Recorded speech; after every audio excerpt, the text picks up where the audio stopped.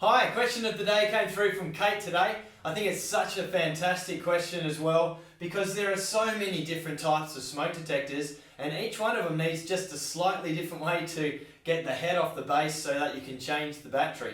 But with all of these smoke detectors you will need a 9-volt smoke detector. That's that rectangle one. So the rectangular prism, and it's got a bigger terminal and a smaller terminal on it. So you know the ones I'm talking about. So I just want to walk you through each one of these detectors and how to remove the head from the base so that you can get in there safely and remove the 9-volt battery. These are all designed in a way so that you are not going to be electrocuted when you change the battery, so don't be scared about that. It's very safe and I'll show you how to do it safely as well.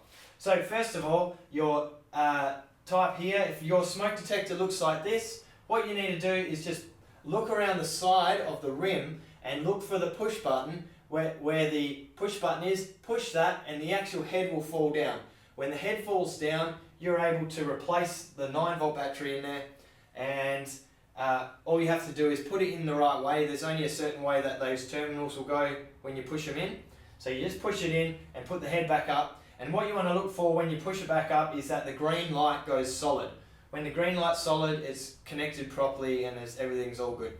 Now if you've got this type of smoke detector in your home, the way that you need to get this one off is there's a little arrow on there, and that's the direction that you need to actually slide the head off the base. So if we were to go like that, and this is the base, you actually have to slide it out that way before it will drop down. So you slide it out, drop it down, and it hangs off a pin. And once you've got it hanging down, it exposes the battery. You can just pull it out with your finger, put the new one in, and the way to put it back is to pull it to the side, lift it up and slide it back in the same way as you pulled it out. So remember, for this one here, you need to slide it out. This one here is actually an older model. There's not too many of these around anymore, and if you have got one that looks like this, it's probably older than 10 years old and you need to get that replaced. But the way to get this one off is to twist it. So you twist it anti-clockwise and it should fall down. Now this one here will come down with a bit of TPS electrical cable connected to it. It does have a double insulation over the terminals, so you just got to pull it down. It also may have a screwdriver requirement, so you just have to unscrew it, pull the battery out, put it back in, and that's how you get that one out. Moving on to this one is a newer type. This one here is similar to the first one, except for instead of being a push button, it's a button on the side, but you have to push it to the side. Hope that's not too confusing. If it's up there, it has a little latch on it, you just push it to the side and it will flap down and you can put the new battery in. Now with all of those, you want to be looking at the back to make sure they're less than 10 years old when you're replacing your battery, and you also want to make sure that your green light is solid in all of those at all time, and that's going to indicate that it's working. Okay, now finally I put this big one up here because this one here isn't a 240-volt smoke detector and you won't need to change the battery in this one either. It's got a 10-year 9-volt lithium battery in that smoke detector, and it only needs to be replaced every 10 years.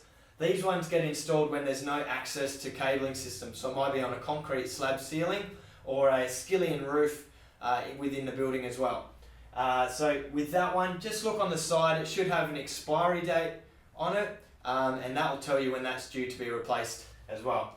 So hopefully this helps you guys, and depending on what type of smoke detector you have, that should cover any type of detector you've got. So look for the push button, try and twist it, push it in a direction. It's one of those types. I hope this helps. I hope this has been helpful for you. If you've got any questions at all, please send me an email and get in touch.